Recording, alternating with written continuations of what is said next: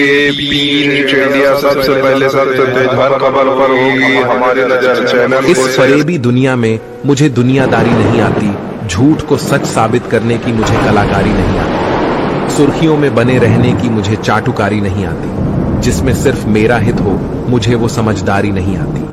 शायद मैं इसीलिए पीछे हूं, मुझे होशियारी नहीं आती। बेशक लोग ना समझे मेरी वफादारी, मगर यारो मुझे गद्दारी नहीं आती। महाराष्ट्र एबी मशीन घोटाला कहां और कैसे किया गया? चुनाव आयुक्तों ने बार बार कैसे परसेंटेज के आंकड़े बढ़ाए और कम करे, ये क्यों और कैसे किया गया? आप पूरे महाराष्ट्र का सर्वे करिए। ऐसी ऐसी सीटों को गिराया गया जो मुसलमानों के और अन्य धर्मों के बारे में आवाज उठाते थे, काले कानून के खिलाफ जो कायदे बनाते थे, जो भी धर्म के ऊपर टिप्पणी करते थे उनके खिलाफ कायदे बनाने वालों को भी गिराया गया।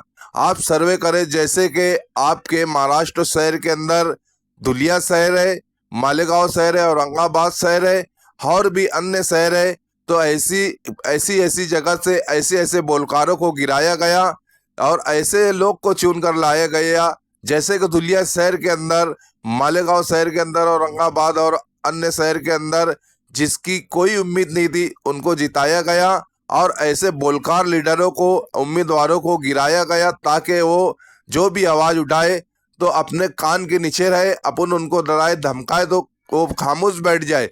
ऐसा ये बीजेपी और अन्य पार्टी के लोगों ने ऐसी सीटों को जिताया जो ना बोलकार हो, और जो बोलकार सीटें उनको गिराया गया। ये बहुत बड़ी साजिश है, ये चुनाव आयुक्तों की और तमाम लोगों की, जो भी फिरका परस्त पार्टी है उनकी साजिश है। तो ये आज बीजेपी ने पूरे इंडिया के अंदर एबी मशीन घोटाला की और उसके बाद यहाँ पे महाराष्ट्र में कामयाबी पाई।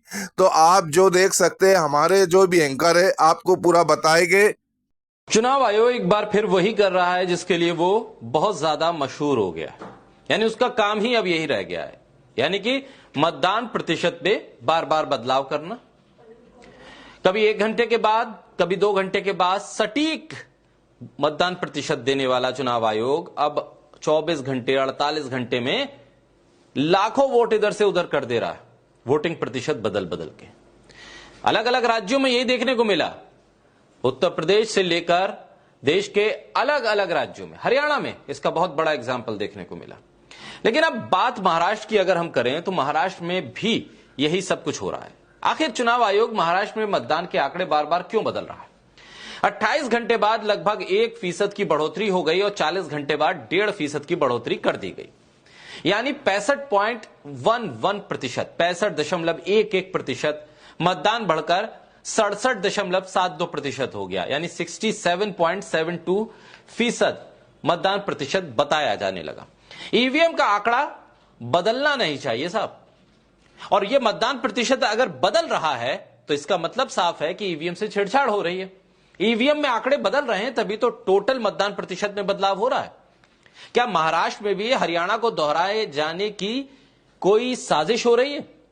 मतदान खत्म होने के बाद 24 घंटे बाद, मतदान खत्म होने के 24 घंटे बाद चुनाव आयोग ने महाराष्ट्र की 1.03% मतदान प्रतिशत को बढ़ा दिया, यानी करीब 10 लाख वोट को बढ़ा दिया।